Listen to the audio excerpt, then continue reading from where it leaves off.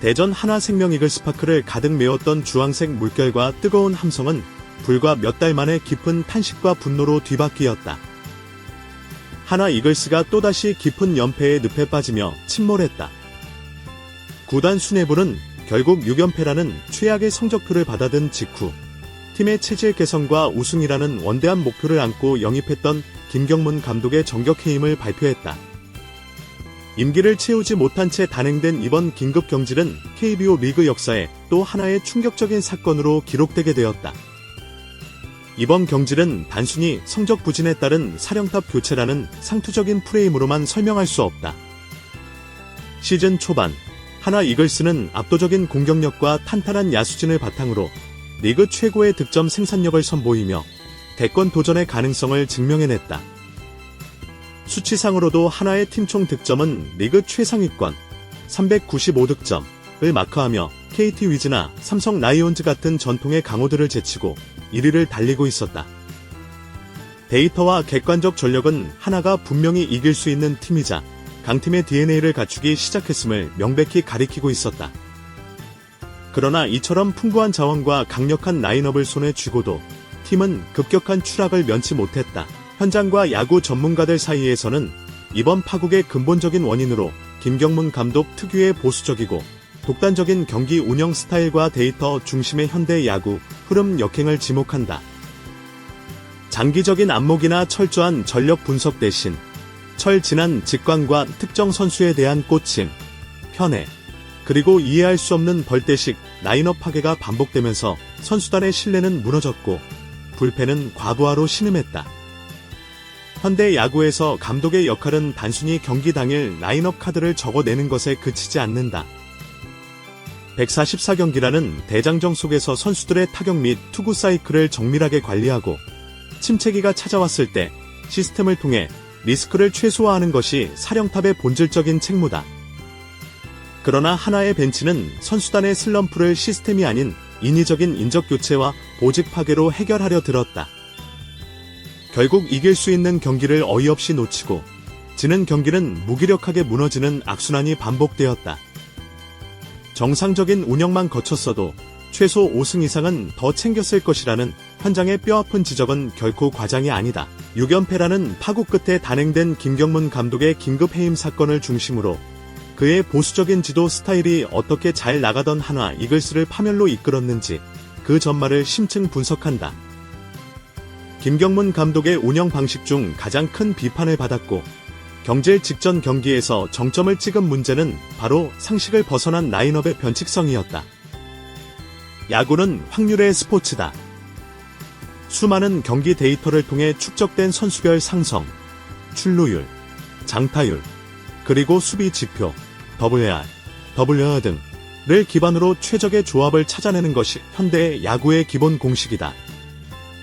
타격 메커니즘이나 컨디션의 일시적인 사이클이 존재하더라도 중심 타선과 테이블 세터진의 뼈대는 유지하는 것이 상대 투수진에게 시각적, 심리적 압박을 주는 정석이다. 사건이 터진 당일, 하나 이글스의 라인업은 그야말로 충격 그 자체였다. 김경문 감독은 팀의 1번 타자이자 중견수로 오재원을, 2번 타자이자 1루수로 장규원을 선발 배치하는 초강수를 두었다. KBO 리그의 그 어떤 전문가나 팬들도 예상치 못한, 아니 예상해서는 안 되는 전술적 자해 행위에 가까웠다. 오재원의 1번 배치 잔혹사, 1번 타자는 팀에서 가장 출루율이 높고 작전 수행 능력이 뛰어나며 상대 선발 투수의 진을 빼놓을 수 있는 선수가 맡아야 한다. 그러나 당시 오재원의 타격 페이스는 심각한 침체기였다. 5타수 1안타, 5타수 무안타를 기록하며 타석에서의 경쟁력을 완전히 상실한 상태였다. 이날 경기에서도 오재원은 2타수 무안타로 침묵한 끝에 뒤늦게 교체되었다. 상대 투수 입장에서는 가장 까다로워야 할 1번 타자가 가장 쉬운 아웃카운트 조공초로 변모한 셈이다. 교체 타이밍 역시 한참 늦었다는 평가를 면치 못했다. 장규원의 2루수, 1루수 선발 출전 오류. 장규원은 전형적인 조커 역할에 어울리는 자원이다. 경기 후반 타선이 터지지 않는 결정적인 클러치 상황, 득점권 찬스에서 대타로 기용되어 한 방을 노려야 하는 선수지. 경기 시작부터 1루 미트를 끼고 선발 출전할 제목이 아니었다. 무엇보다 장규원은 수비력에서 치명적인 약점을 안고 있었다. 타격의 극대화를 노린다는 명분으로 수비가 불안한 장규원을 2번에 배치하고 1루수로 기용하자마자 한화의 내야 수비 라인은 경기 초반부터 삐걱거리기 시작했다. 상대 팀이었던 NC 다이노스의 배터리 입장에서 오재원과 장규원으로 이어지는 일. 이 번테이블 세터지는 그야말로 전혀 무섭지 않은 보너스 구간이었다. 야구에서 상위 타선이 출루를 통해 밥상을 차려놓아야 중심 타선의 파괴력이 배가 된다. 강백호가 2안타를 치며 분전했음에도 단 한 개의 타점도 올리지 못한 이유. 그리고 중심 타자 노시환이 4타수 무안타로 고립되며 고개를 숙인 본질적인 원인은 바로 이 파괴된 테이블 세터진에 있었다. 더욱 납득하기 어려운 결정은 외국인 타자 요나단 페라자의 선발 제외와 신의 유민의 무리한 중용이었다. 물론 페라자가 최근 타격 슬럼프를 겪고 있었던 것은 사실이다. 그러나 슬럼프를 감안하더라도 페라자는 리그 탑 클래스의 생산력을 자랑하는 타자다.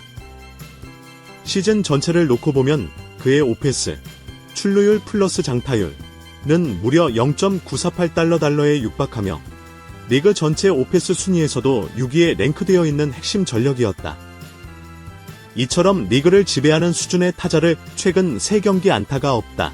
페이스가 떨어졌다는 단편적인 이유로 벤치에 앉히고 대신 유민을 선발로 내세운 것은 김경문 감독 특유의 필링, 야구, 즉 감에 의존한 운영의 전형이었다. 물론 유민은 187달러 백슬래시 사인 텍스트캠 달러, 92달러 백슬래시 사인 텍스트 케이지 달러의 건장한 체격을 지닌 유망주로 이날 경기에서 안타와 볼넷을 기록하며 제 몫을 해내긴 했다. 하지만 문제는 유민의 개인 성적이 아니다. 상대팀 감독과 투수가 느끼는 중압감의 차이다. 타석에 페라자가 서 있는 것과 이할돼 초반에 신의 유민이 서 있는 것은 투수의 구종 선택과 볼배합, 수비 시프트 자체를 바꾸게 만든다. 김경문 감독은 과거 이원석이 부진하자 곧바로 오재원을 콜업해 중견수로 박아버렸던 것처럼 페라자가 부진하자 대안 없이 유민을 중심에 넣는 식의 임기응변으로 일관했다. 이는 시스템 야구가 아닌 사령탑의 주관적 꽂힘에 의해 팀 전체의 밸런스가 붕괴되는 비극을 낳았다. 라인업의 엇박자보다 더 심각했던 문제는 마운드 운영, 특히 불펜 보직 관리와 퓨처스, 2군, 콜업, 말소 시스템의 붕괴였다. 한화 이글스의 최근 패배 패턴을 살펴보면 선발 투수가 무너진 경우보다 잘 던지던 필승조가 경기 후반 과부하로 인해 연속 실점하며 경기를 내주는 뼈아픈 역전패가 대다수였다. 마운드가 흔들릴수록 감독은 불펜의 피로도를 정밀하게 계산하고 2군에서 컨디션이 가장 좋은 투수를 올려 숨통을 틔워주어야 했다. 그러나 김경문 감독의 선택은 정반대였다. 경질 직전 경기 당일 야구계를 가장 경악하게 만든 결정은 투수 윤산음의 퓨처스리그 말소와 야수 장규원의 1군 등록이었다. 당시 한화의 불펜진은 이민우를 비롯한 핵심 필승조들이 연이은 등판으로 인해 극심한 피로를 호소하며 구위 저하를 겪고 있었다. 누가 봐도 마운드에 싱싱한 팔이 필요한 시점이었다. 최근 3경기 연속 무실점 행진을 이어가며 과부하 걸린 불펜의 소금 같은 역할을 해주던 윤산음을 갑자기 2군으로 내린 명분은 어디에도 없었다. 투수를 보강해도 모자랄 판에 잘 던지던 투수를 내리고 수비가 불안한 야수 장규원을 올린 결정은 벤치가 스스로 마운드의 무기를 버린 꼴이었다. 윤산음이 빠진 자리에 장규원이 올라오면서 당일 경기 투수 엔트리는 기형적으로 변했다. 벤치에 남은 투수 카드는 마무리 전환을 타진하던 박상원, 최근 페이스가 떨어진 이민호와 박준영, 그리고 필승조라 부르기 민망한 이상규와 장시환 등이었다. 여기에 정우주, 조동우, 황준서 등 경험이 부족한 신의 투수들이 뒤를 바치고 있었다. 만약 이날 하나가 경기 중반 리드를 잡았거나 타이트한 접전 상황이 이어졌다면 대체 어떤 필승조 조합으로 경기를 마무리 지으려 했는지 그 설계 자체가 보이지 않는다. 윤산음보다 장규원이 지금 당장 1군 라인업에 있어야 할 전술적 이유를 데이터적으로나 현장 직관적으로나 도저히 찾아볼 수 없다. 현장 야구 전문가의 논평. 상대팀 NC 다이노스와 비교해봐도 불펜의 양과 질 모두에서 완벽한 열세에 놓여 있었다. 그럼에도 김경문 감독은 경기 후반을 도모할 수 있는 투수 운용 계획을 전혀 세우지 않은 채 경기에 임했다.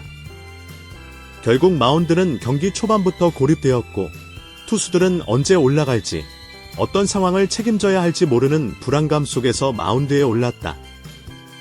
이처럼 준비되지 않은 벤치의 투수 교체, 타이밍과 무계획성은 팀을 파멸로 이끈 결정타였다. 김경문 야구의 또 다른 치명적인 약점은 과거의 명성이나 선수의 투지만을 높게 평가한 나머지 현대 야구에서 가장 강조되는 디테일한 수비 포지셔닝과 기본기를 간과했다는 점이다. 그 대표적인 사례가 바로 중견수로 출전한 오재원의 수비범위 침범 사건이다. 이날 경기에서 오재원은 중견수 수비 도중 외야 수비 역사상 보기 드문 장면을 연출했다. 자신의 정상적인 수비 범위가 아닌 좌익수나 우익수가 충분히 처리할 수 있는 낙구 지점까지 무리하게 대시하여 공을 잡으려다 실책을 범한 것이다. 의욕이 앞선 나머지 동료 외야수와의 콜 플레이를 무시하고 동선을 방해하는 수비 방해성 플레이였다. 오재원이 이토록 무리한 플레이를 반복한 배경에는 내가 무언가를 보여주어야 한다. 내가 이 팀을 이끌어야 한다는 과도한 영웅주의와 심리적 압박감이 자리 잡고 있었다. 중견수라는 보직은 외야의 사령탑으로서 자신의 구역을 철저히 지키고 안정적인 포구를 해주는 것만으로도 $100, 100/ 사인 %달러제 몫을 다하는 것이다. 그러나 김경문 감독은 이처럼 팀워크를 해치고 수비 밸런스를 무너뜨리는 오재원의 무리한 플레이를 투지 있는 야구, 열정적인 플레이로 포장하며 방조했다. 수비 세부 지표와 포지셔닝 시스템을 완벽히 무시한 벤치의 방관 속에서 하나의 외야 수비는 매 경기 시한폭탄을 안고 달리는 것과 같았다. 김경문 감독은 한국 야구계에서 굵직한 족적을 남긴 명장 중 한 명이다. 과거 두산 베어스를 강팀의 반열에 올렸고 NC 다이노스의 창단 초기를 이끌며 단기간에 포스트 시즌 단골 손님으로 만들었다. 베이징 올림픽 전승 우승이라는 신화의 주역이기도 하다. 그의 야구 스타일은 흔히 뚝심 야구, 믿음 야구로 불리며 한번 믿은 선수는 끝까지 밀어붙여 포텐셜을 터뜨리는 강단 있는 지도력으로 칭송받았다. 그러나 과거의 성공 방정식이 2020년대의 현대 야구에서도 통할 것이라 믿은 것이 화근이었다. 과거의 뚝심은 데이터가 고도화된 현대 야구에 이르러 소통 부재와 독단적 경직성이라는 부메랑이 되어 돌아왔다. 김경문 감독의 보수적 스타일이 지닌 치명적인 한계는 다음과 같이 요약된다. 타격 투구 사이클에 대한 오해. 야구 선수의 몸은 기계가 아니다. 1년 내내 최상의 컨디션을 유지할 수 없다. 현대 야구의 시스템은 선수의 사이클이 하락세에 접어들었을 때 휴식을 부여하거나 하위 타선 배치 등을 통해 선수를 보호하고 팀 실점을 최소화하는 방향으로 작동한다. 하지만 김경문 감독은 선수가 못 치면 정신력이 나태해졌다거나 라인업을 통째로 갈아엎어 충격을 주어야 한다는 식의 1차원적 처방을 내렸다. 객관적 전력 우위의 자멸. 하나 이글스의 전력은 결코 나쁜 수준이 아니었다. 앞서 언급했듯 강백호, 페라자, 문현빈으로 이어지는 핵심 타선의 득점 생산성과 OPS는 리그 최상위권이었다. 타 팀의 주전 선수들 박건우, 박민우, 김주원 등과 객관적 수치로 비교해 보아도 하나 타선의 파괴력이 확연히 우위에 있었다. 그럼에도 불구하고 우리 팀에는 잘하는 선수가 없다. 선수들이 슬럼프라 경기가 안 풀린다는 식으로 책임을 선수들의 사이클 탓으로 돌렸다. 이번 하나에서의 실패는 그가 과거 NC 다이노스 사령탑 시절 겪었던 실패의 과정과 소름 돋을 정도로 닮아있다. 당시에도 NC는 외국인 선수들과 토종거포들을 앞세워 리그 1, 2위를 다투는 막강한 전력을 보유하고 있었다. 전문가들은 NC의 우승을 점쳤으나 결정적인 순간마다 터진 김경문 감독의 난해한 마운드 운영과 특정 선수 편애, 데이터와 정반대로 가는 투수 교체 타이밍으로 인해 번번이 우승 문턱에서 좌절했다. 당시에는 팀 성적이 1, 2위를 유지하고 있었기에 그의 변칙적이고 독단적인 운영이 명장의 과감한 용병술로 포장될 수 있었다. 성적이라는 방패막이가 있었기 때문이다. 하지만 한화 이글스에서 6위 중위권 싸움을 벌이는 상황이 되자 방패막이가 사라진 그의 운영상 결점은 고스란히 칩으로 드러났다. 팬들과 구단 수뇌부는 더 이상 그의 내가 책임진다는 식의 무계획한 권위주의 야구를 용납할 수 없었던 것이다. 하나 이글스의 6연패와 김경문 감독의 긴급 해임 사건은 단순히 한 구단의 사령탑 교체 주기를 넘어 한국 프로야구, KBO 전체에 무거운 던지는 메시지가 있다. 야구는 감독의 독단적인 지휘 아래 일사불란하게 움직이는 군대식 조직이 아니며 그렇게 운영되어서도 안 된다는 점을 명백히 증명했다. 하나 이글스는 분명히 더 높이 올라갈 수 있는 힘을 가진 팀이다. 팀 타율과 총 득점 1위라는 지표가 이를 증명하며 선수들의 면면 또한 리그 어디에 내놓아도 뒤처지지 않는다. 정상적인 벤치의 시스템 운영, 데이터에 기반한 투수 교체, 선수들의 체력 조절만 이루어졌어도 지금보다 최소 5승 이상을 더 거두며 상위권에서 순위 싸움을 펼치고 있었을 것이다. 감독이란 선수들이 가진 기량의 100%를 발휘할 수 있도록 판을 짜주는 조력자여야지 자신의 철학을 증명하기 위해 선수들을 무리하게 짜 맞추는 독재자가 되어서는 안 된다.